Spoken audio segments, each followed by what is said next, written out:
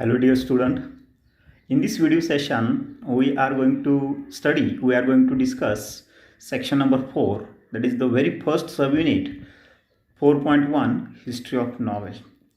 But beforehand I would like to remind you one more thing. In the last year you might be remembering that in the last year we have studied drama as a literary form, and in this year that we have novel as a literary form. So that is the new experiment made in the new textbook from the very last year, that we are going to be study literary forms in English textbook at 10+2 level. So that is one more thing we have to keep in mind, that what is the purpose of this one, and then we have to turn toward actual text. So and I have made this video for the same purpose, for the same thing. की गेल्या वर्षी आपण 4थ्या युनिटमध्ये नाटक हा साहित्य प्रकार पाहिलेला आहे, आणि यावर्षी 12वीच्या इंग्रजीच्या टेक्स्टबुकमध्ये आपण कादंबरी हा साहित्य प्रकार आपल्याला इंट्रोड्यूस करून दिलेला आहे. आणि हा गेल्या वर्षीपासून इंग्रजीच्या टेक्स्टबुकमध्ये हा केलेला नवीन बदल आहे की 11वी आणि 12वीच्या मुलांना इंग्रजी विषयाचा अभ्यास करत असताना त्या विषयाचा साहित्य आणि साहित्य प्रकारसुद्धा कुठंतरी माहीत झालं पाहिजे आतापासून. त्यामधला इंटरेस्ट त्यांचा वाढला पाहिजे, किंवा किंबहुना त्याच्यामध्ये त्या दिशेनं त्यांना टर्न करण्याचा प्रयत्न या सेक्शन नंबर 4मधून गेल्या वर्षी आणि यावर्षी प्रामुख्याने केलेला आहे. की गेल्या वर्षी नाटक हा साहित्य प्रकार, इंग्रजीमधून नाटक हा साहित्य प्रकार आपल्याला माहीत करून देण्याचा प्रयत्न 4थ्या सेक्शनमधून केला, आणि यावर्षी आपल्याला 4थ्या सेक्शनमधून कादंबरी हा साहित्याचा प्रकार इंट्रोड्यूस करून देण्याचा प्रयत्न केलेला. आणि या गोष्टी फार महत्त्वाच्या आहेत. आणि याच्यासाठी first of all let's discuss objectives of this section. So की या साहित्य प्रकारांचा अभ्यास करत असताना की काय उद्दिष्ट समोर ठेवून हा सेक्शन आपल्याला इंट्रोड्यूस करून दिलेला आहे, तेही थोडंसं पहिल्यापासून आपण अभ्यासणं महत्त्वाचं आहे, आणि त्यातूनच खऱ्या अर्थानं या सेक्शनचा अभ्यास चांगला होऊ शकतो. So objectives of section number 4. When you are going to study particular literary form, or when you are going to study literary work, when you are going to read literary work, definitely it helps you to develop your language skills. So that is the one more very important things you will achieve when you are going to read literary work. It develop your fourfold skills. की साहित्य वाचत असताना कोणत्याही भाषेवर प्रभुत्व घ्यायचं असेल तर त्याचं फोरफोल्ड स्किल जी आहेत, लँग्वेज स्किल जी आहेत, म्हणजे रिडिंग, लिस्निंग, स्पीकिंग जे आहे त्याच्यावर मास्टरी मिळवणं गरजेचं आहे. And in order to get mastery over fourfold skill, that literature of that language gives a very good benefit to you, will help you very well. So की त्या भाषेचं साहित्य वाचल्यानंतर तुम्हाला त्या भाषेचे जे फोरफोल्ड स्किल आहेत त्याच्यावर मास्टरी येण्यासाठी चांगल्या पद्धतीनं त्या साहित्याचा उपयोग होऊ शकतो. आणि म्हणून प्रामुख्यानं आपल्याला आपल्या टेक्स्टबुकमध्ये गेल्या वर्षी नाट्य आणि यावर्षी कादंबरी हा प्रकार आपल्याला इंट्रोड्यूस करेल, की 4 कौशल्य जी आहेत. Because if you are going to be habitual with reading literary works, then it definitely helps you to develop your reading skill, read with understanding. So that's why, and why, because when you are going to read variety of literary work, then you are going to come across variety of register of that language, register of that context, and that's why obviously it helps to develop your language vocabulary and communication skill. So that is the one more thing that we can achieve from habit of reading literary work. Then one more thing, that literary work also gives you a moral lesson. It instructs to humanity. It instructs to human life. मानवी जीवनाला हे बोध देण्याचं काम करतं. मानवी जीवनाला एक नैतिक संदेश देण्याचं काम साहित्यामधून केलं जातं. मग ती पोएट्री असेल, ड्रामा असेल किंवा कादंबरी असेल किंवा आणखी काही शॉर्ट स्टोरी असेल, या साहित्य प्रकारातून किंवा साहित्यातून, साहित्यिक कलाकृतीमधून मानवी जीवनाला एक विशिष्ट असा संदेश देण्याचा प्रयत्न करतो आणि त्यामुळं मानवी जीवन सुखकर करण्यासाठी साहित्याचा फार मोठा सहभाग असतो. So it helps or it instructs human life, giving a moral lesson to the man or to the reader. So that is the one more thing you can achieve from a literary work or habit of reading literary work. Then it enables reader to imagine. आता साहित्य प्रकार हे काय आहेत तर कल्पनेत, कलाकृती ही कल्पनेतून स्फुरलेली असते. कोणतंही साहित्य हे लेखकाच्या कल्पनेतून स्फुरलेलं असतं आणि त्यामुळं जसं आपण लेखकाची कलाकृती वाचतो, जशी आपण लेखकाची कल्पना आपण वाचतो, त्याच पद्धतीनं ती कल्पना किंवा ती कलाकृती वाचत असताना ते आपल्या कल्पनाशक्तीला सुद्धा वाव देते, त्यातून आपली कल्पनाशक्ती सुद्धा वाढू शकते. So it enable to imagine. So imagination is very important and when you are going to read someone's imagination then definitely it helps you to make you imagine or it makes you imagine as well. So that is very important. So imagination, because all of you know that imagination, creativity much matter in day-to-day life, or there are lots of opportunity to make your career through the creative writing or creative thinking. So that is the it motivates to write creatively. So writing simply and to write creatively. So if really if you are going to take interest in literary work, then in future you might write some kind of literary work, isn't it? You may come to know as a writer in future. तुम्ही भविष्यामध्ये एक लेखक म्हणून किंवा कवी म्हणून किंवा एक नाटककार म्हणून पुढे येऊ शकता. म्हणजे याच्यामध्ये करिअर अपॉर्च्युनिटीज सुद्धा आहेत. All of you know that film industries is very much glamorous field, and that's why that literary habit of reading literary work helps you to meet your career as well. So these are some objective to it help to develop your imagination, it helps to develop your language skill, and also it helps you to make your career very well. So these are the objectives. ह्या सगळ्या गोष्टी डोळ्यापुढे ठेवून आपल्याला साहित्यांचा प्रकार किंवा introduction to the literary work और introduction to forms of literary work हे या सेक्शनमधून आपल्यापुढे ठेवण्याचा प्रयत्न केला. पण हे करत असताना let's discuss what is novel in fact. की आपण कादंबरी म्हणजे काय हो. J.B. Priestley, in the word of J.B. Priestley defines that novel means is a narrative in prose, treating chiefly of imagery characters and events. So in the word of J.B. Priestley, that novel means a long narrative, long narrative of characters and events. So the imaginary characters and events, these words are very important from this definition. So characters and events, incidents are imagined. की long नरेटिव्हमध्ये जिथं काल्पनिक पात्र आणि काल्पनिक घटना long नॅरेटिव्हमध्ये लिहिलेल्या असतात, सांगितलेल्या असतात, त्याला कादंबरी म्हटलं जातं.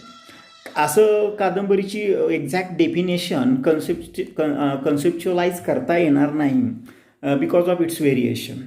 पण त्याच्याखाली मी अजून एक महत्त्वाची डेफिनेशन दिलेली आहे. पॉकेट थिएटर म्हटलेला नॉवेल या फॉर्मला, या लिटररी फॉर्मला, साहित्य प्रकाराला काय म्हटलेलं आहे तर पॉकेट थिएटर म्हटलेलं आहे. आता पॉकेट थिएटर म्हणजे काय. Theatre, all of you know that theatre is non for watching drama की आपण थिएटरमध्ये काय करतो, ड्रामा पाहतो, नाट्य पाहतो आणि ते फक्त थिएटरमध्येच पाहता येतं आपल्याला. नाट्य जर पाहायचं असेल, बघायचं असेल तर आपल्याला ते थिएटरमध्येच जाऊन पाहावं लागतं. But novel is described as theatre pocket, theatre in pocket, म्हणजे थिएटर पॉकेटमध्ये आहे. म्हणजे थिएटरमध्ये जे नाट्य आपण पाहतो ते नाट्य कादंबरीच्या माध्यमातून ते आपल्यासोबत आहे, आपण ते कुठेही कॅरी करू शकतो, ते आपल्या खिशामध्ये आहे, म्हणजे आपण ते कुठेही वाचू शकतो, कधीही वाचू शकतो आणि ते नाट्य आपण कादंबरीच्या माध्यमातून अनुभवू शकतो. आणि म्हणून पॉकेट, थिएटर इन पॉकेट म्हटलेलं आहे कादंबरीला. म्हणजे याच्यातून लक्षात येईल की कादंबरी ही एक व्याप्त संकल्पना आहे नाटकाच्या तुलनेमध्ये आणि त्यामुळं ड्रामा या फॉर्मला पर्याय म्हणून 18व्या शतकानंतर कादंबरी हा साहित्य प्रकार उदयाला आलेला आहे. So that is the pocket theatre. We have to keep in mind that, you have to keep in mind that when you are going to define novel, that you have to start your explanation with this one, that novel can be defined as pocket theater. So these all these things are introductory, but when you are going to read particular form of literature, you have to take into the consideration historical background, fictional and non-fictional factors which are responsible to rise up particular form of literature, isn't it? Particularly when you are going to read particular form of literature, you have to take into the consideration historical non-fictional background. All these things have been given in the textbook, but in this video I have tried to explain those fictional and non-fictional characteristics, those fictional and non-fictional facts in detail, because if you are going to read or if you are going to listen those factors carefully, then you are going to understand that what is the historical background to rise of the novel, how the present form of the novel start to come into the present shape, isn't it? So that's why I have tried to put before you all these things in a detailed manner. So let's consider all these things, that what factors are responsible to rise the novel. की कादंबरी हा साहित्य प्रकार 18व्या शतकाच्या सुरुवातीपासून खऱ्या अर्थानं उदयाला आला. हा साहित्य प्रकार चालू होण्यासाठी, हा साहित्य प्रकार उदयाला येण्यासाठी कोणते fictional and non fictional factors जबाबदार झाले, साहित्यिक आणि असाहित्यिक कोणत्या गोष्टी या साहित्य प्रकाराला जबाबदार झाल्या की ज्याच्या माध्यमातून, की ज्याच्या कारणास्तव हा साहित्य प्रकार उदयास आला. येथे लक्षामध्ये येतो. तर ती तथाकथित परिस्थिती काय होती की ज्या परिस्थितीमधून हा साहित्य प्रकार उदयाला आला हे थोडंसं आपल्याला माहीत असलं पाहिजे, की तरच आपल्या त्या साहित्य प्रकारामध्ये किंवा साहित्यामध्ये गोडी निर्माण होऊ शकते, आवड निर्माण होऊ शकते. आणि म्हणून त्या गोष्टी मी थोडंसं पुस्तकापेक्षा सुद्धा जास्त चांगल्या डिटेल पद्धतीने इथं मांडण्याचा या व्हिडिओमध्ये प्रयत्न केलेला आहे. So take one after one. That very first, story telling tradition. When art of writing was not in use, that professional storyteller used to wander from place to place and they started to tell their story. They goes to demonstrate their stories from place to place, but as they wander from place to place they make some certain changes in their characters, in their events, and also in the style of their narration, isn't it? So but art of writing was not in use in those days, from dark ages up to the late 17th century. So that art, when art was art of writing was not in use, and story was there, isn't it? Whichever story we use in novel, that those stories are also told by the professional storyteller. For example, you might have heard about the Arabian Nights, isn't it? So the stories from Arabian Nights are source of many novels. की Arabian night सारख्या story tellers story बुक्समधून बऱ्याच कादंबरीकारांना किंवा लेखकांना त्यांच्या कादंबरीचे characters मिळालेले आहेत, त्यांच्या कादंबरीचे events मिळालेले आहेत. त्यामुळं ज्यावेळेला लिखाणाची पद्धत अस्तित्वात नव्हती त्यावेळेला हे जे स्टोरी टेलर आहेत, जे एका ठिकाणाहून दुसऱ्या ठिकाणी गोष्टी सांगत फिरत असायचे आणि तो त्यांच्या चरितार्थाचं साधन होतं आणि त्यातून ज्या कथा होत्या त्याच कथा पुढं काय होत कादंबरीला किंवा कादंबरी लिहिण्याला काय झाल्या प्रेरणास्थान ठरल्या. आणि म्हणून ती स्टोरी टेलिंग मेथड हा एक फॅक्टर फार महत्त्वाचा आहे. फ्रॉम डार्क एजेस, की ज्या वेळेला लिहिण्याची कला अवगत नव्हती त्यावेळीपासून ह्या गोष्टी अस्तित्वात होत्या. फक्त ओरली दे वेर ट्रान्समिटेड, की तोंडी स्वरूपामध्ये त्या एका जनरेशनकडून किंवा एका ठिकाणाहून दुसऱ्या ठिकाणी सांगितल्या जात होत्या आणि त्यातूनच ती कथेची प्रेरणा पुढं 18व्या शतकामध्ये कादंबरीकारांना मिळू लागली, की त्यातूनच हळूहळू कादंबरी शेप घेऊ लागली. So that is the one more thing, literary factor. Then classical and medieval literature. Classical and medieval literature means from the dark ages to the end of the middle age, means up to the end of the Elizabethan age, isn't it? That drama and poetry was dominant literary form, isn't it? So what I said that means late 17th century till 17th century drama and poetry was the dominant form. की 17व्या शतकाच्या शेवटीपर्यंत नाटक आणि काव्य हे दोन साहित्य प्रकार dominant होते. या दोन्हीही साहित्य प्रकारामध्ये स्टोरी होती, isn't it? But though stories were restricted in time and place, isn't it?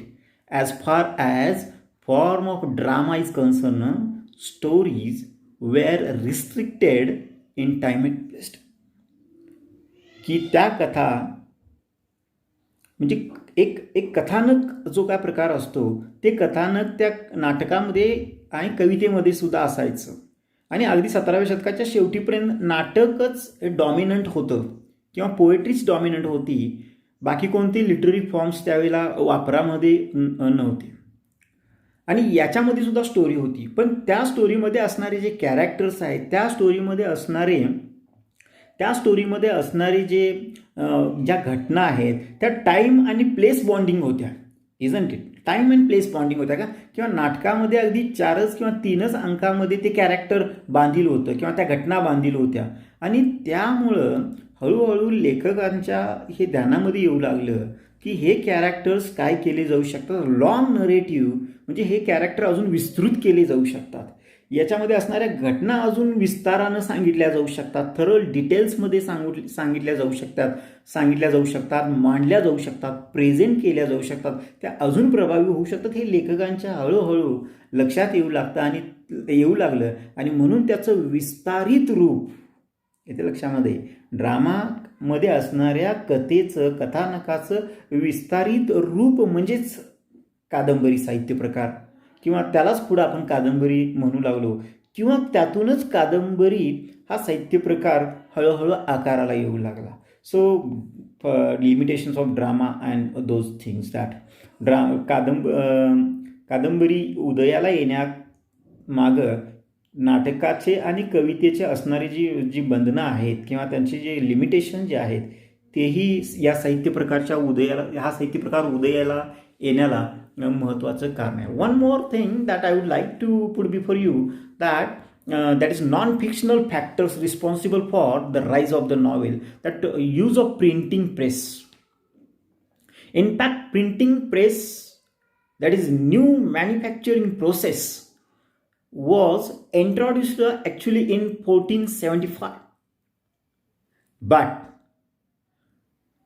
by the 18th century, this new process of manufacturing, that is use of machine, became common to the all start of the society, isn't it? And that's why that ready printed material started to be available for each and every common people. So that use of printing machine, printing press made available for all strata of the society. And that is the one more thing, that common people or middle class people started to write their own experience, started to write about their own in the form of novel, in the long narrative, and they started to get it print. And they started that distribution of it become easy because of printing machine. So printing मशीनचा वापर हा 18व्या शतकाच्या सुरुवातीपर्यंत अगदी सर्वसामान्यांच्यासाठी उपलब्ध झाला, आणि त्यामुळे सर्वसामान्यांना लिखाणाला आणि वाचनाला, कारण न्यू मॅन्युफॅक्चरिंग प्रोसेस म्हणजे मशीनचा वापर केल्यामुळे लोकांना एकतर लिहायला एक लिहायला वेळ मिळू लागला, आणि दुसरं वाचण्यासाठी वेळ मिळू लागला. आणि त्यामुळं कादंबरी प्रकार किंवा लॉंग नरेटिव्ह लिहिण्याचा प्रकार काय होऊ लागला, पुढे येऊ लागला. आणि ती लॉंग नरेटिव्ह जो प्रकार आहे तोच म्हणजे पुढं कादंबरी म्हणून ओळखला जातो, किंवा साहित्य प्रकार पुढं हळूहळू in the course of time it started to get its present shape.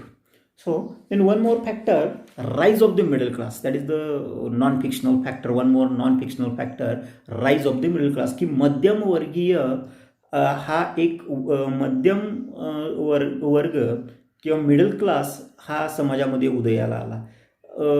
Toward the end of the 17th century that industrial revolution took place, that machine was introduced to the society, and that's why that new group emerged, that was the middle class. New group was emerged. This new class was emerged in the society. हा एक नवीन वर्ग समाजामध्ये निर्माण झाला, middle class, की ज्याला रोजगार पुरेसा मिळू लागला, ज्याला मशीनच्या वापरामुळे स्वतःला सुशिक्षित करण्यावर, spread of education is also important, literacy, स्वतःला एज्युकेट करण्याची संधी मिळू लागली, आणि स्वतःला वाचण्यासाठी पुरेसा वेळ मिळू लागला, कारण मशीनचा वापर होता.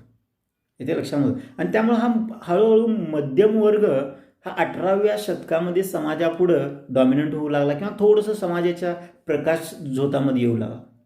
आणि त्यामुळं या मिडल क्लासच्या बाबतीत अजून एक महत्त्वाची गोष्ट, की पुढे मी सांगितलेलं आहे लिमिटेशन्स ऑफ ड्रामा म्हणून मी सांगितलेला आहे चौथा मुद्दा याच्यामध्ये. Limitations of drama means that these last two points are very much complementary to one another, that rise of the middle class and limitations of drama. Why? Because what are the limitations of drama? Because if you will consider Elizabethan period, so toward the end of the 17th century, you will come to know that the drama is meant for only upper class. That experience of or life of upper class is only presented in the drama, isn't it? And that's why this newly emerged class started to find their own experience in the written form. They want to express their own life. They want to express their own feelings in their own way, isn't it? So that is how the socio-cultural historical factors are responsible to rise of the novel. Are you getting? की नाटक हा प्रकार एलिझाबेथन पिरियडच्या अगदी शेवटी, म्हणजे 17व्या शतकाच्या शेवटीपर्यंत नाटक हा प्रकार फक्त अप्पर क्लाससाठी अवेलेबल होता, म्हणजे वरिष्ठ वर्गासाठी होता. वरिष्ठ वर्गाच्याच जीवनाचं सादरीकरण नाटक या साहित्यामधून नाटक या साहित्य प्रकारामधून केला जात होता.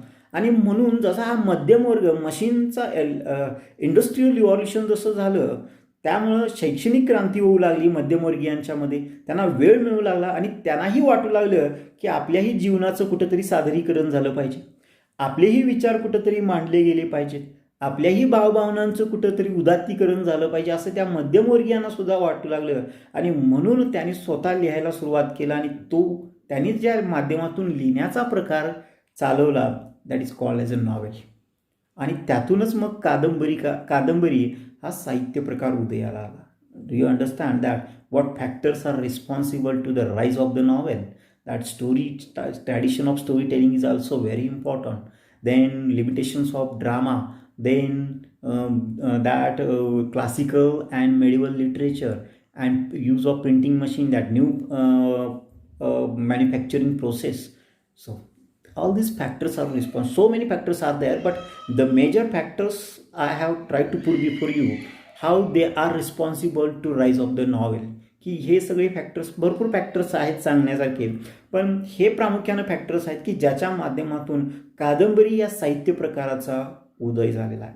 येते लक्षामध्ये की मध्यमवर्गीय कसा पुढे आला, किंवा प्रिंटिंग प्रेसचा उपयोग, किंवा प्रिंटिंग प्रेसमुळं या कादंबरी का साहित्य प्रकाराला कसा वाव मिळाला पुढं येण्याचा किंवा वाढण्याचा, किंवा स्टोरी टेलिंग म्हणजे अगदी डार्क लिहिण्याची कला अवगत नव्हती, तेव्हापासून स्टोरी ही होती, फक्त त्याला थोडंसं शेप देण्याचा प्रकार कादंबरीतून 18व्या शतकातून चालवला गेला.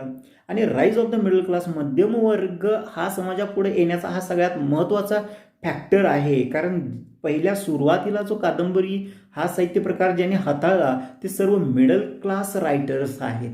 मिडल क्लास रायटर म्हणजे मध्यमवर्गीयांनी जो आपल्या मतांचा, भावनांचा, विचारांचा जो आलेख मांडण्याचा प्रयत्न केला, जे त्याला एक्सप्रेशन देण्याचा प्रयत्न केला, त्याचं उदात्तीकरण करण्याचा प्रयत्न केला, त्याच्यासाठी त्यांनी जे माध्यम निवडलं त्याला आपण नॉवेल म्हणतो. तोच कादंबरी हा साहित्याचा प्रकार, किंवा त्या साहित्य प्रकारालाच आपण कादंबरी असं म्हणू लागलो. अर्थात राईज ऑफ द नॉवेल किंवा कादंबरी साहित्य प्रकार हा 18व्या शतकाच्या सुरुवातीपासून म्हटला जातो, पण खऱ्या अर्थाने याची सुरुवात स्टोरी टेलिंग ट्रॅडिशनपासून आहे. पण खऱ्या अर्थानं जॉन बनियन्स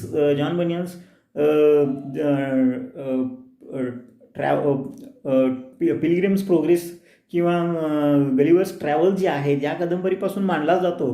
पण खऱ्या अर्थानं स्टोरी टेलिंग ट्रॅडिशन जी आहे, मग अरेबियन नाईटच्या ज्या स्टोरीज आहेत, इथून कादंबरी साहित्य प्रकाराला सुरुवात झाली. पण खऱ्या अर्थानं जे मृत स्वरूप आहे कादंबरीला ते 18व्या शतकाच्या अगदी सुरुवातीला आलं. आणि हे आपण सगळा याचा all this historical background we have to keep in mind, because what is expected from you people that you have to create interest in your mind to read literary work.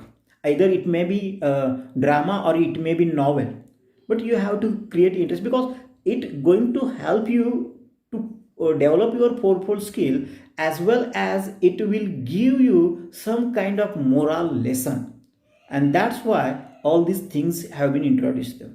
So in this video session I have tried to put before you its historical background, isn't it? So, and in the next video I am going to share with you aspects of drama, types of drama, and beforehand that pioneering work.